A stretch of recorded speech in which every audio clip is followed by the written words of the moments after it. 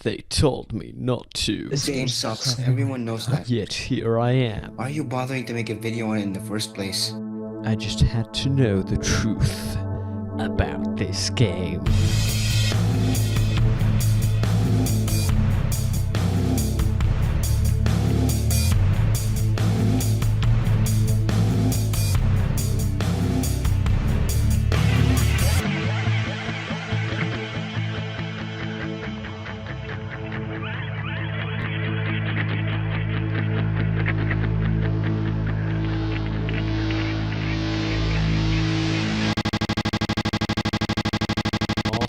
Again.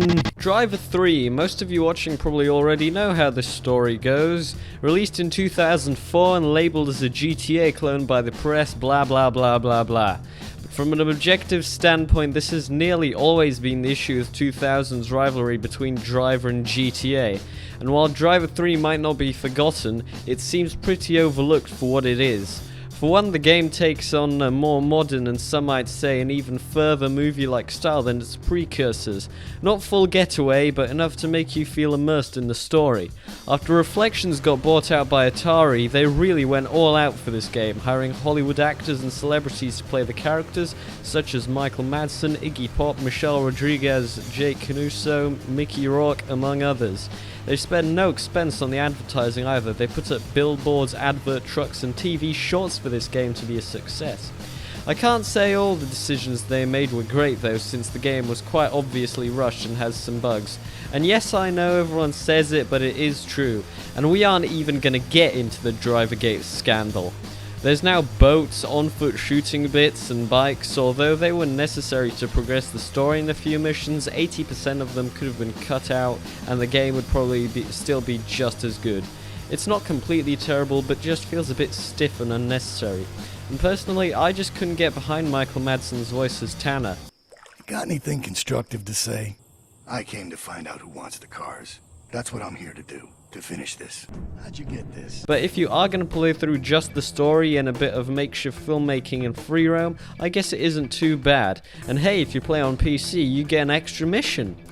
Even if some of the missions are more like a comedy routine. And now we get to the story spoilers. There are a handful of recurring characters from previous games, Tanner and Jones obviously, however Jericho is back. One guy from Driv3r 1, everyone probably being in their late 40s, and somehow still alive given the amount of dangerous situations they get into. There are callbacks to older missions too, such as the parking garage in Driv3r 1, and chase the truck in Driv3r 2. Even some of the sound effects are virtually the same as in those games.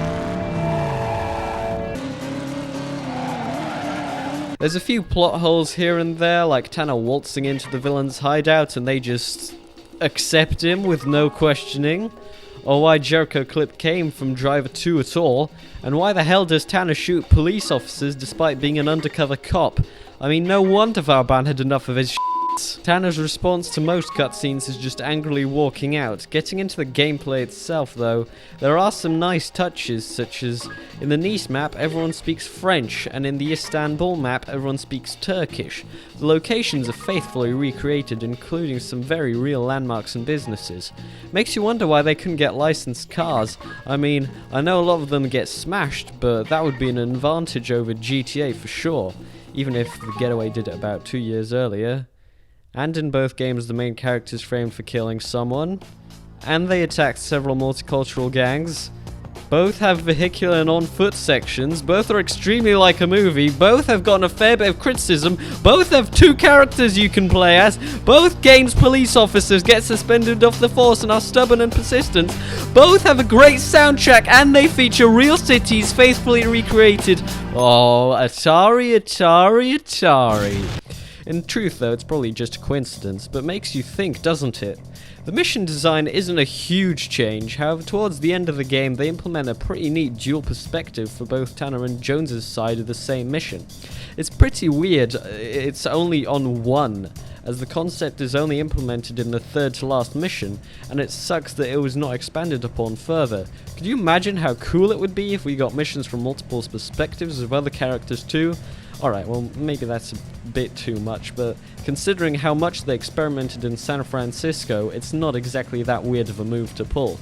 The cutscenes also switch up, as when you are undercover with the bad guys, it's mostly just a narration of what your task is and a visual to accompany it.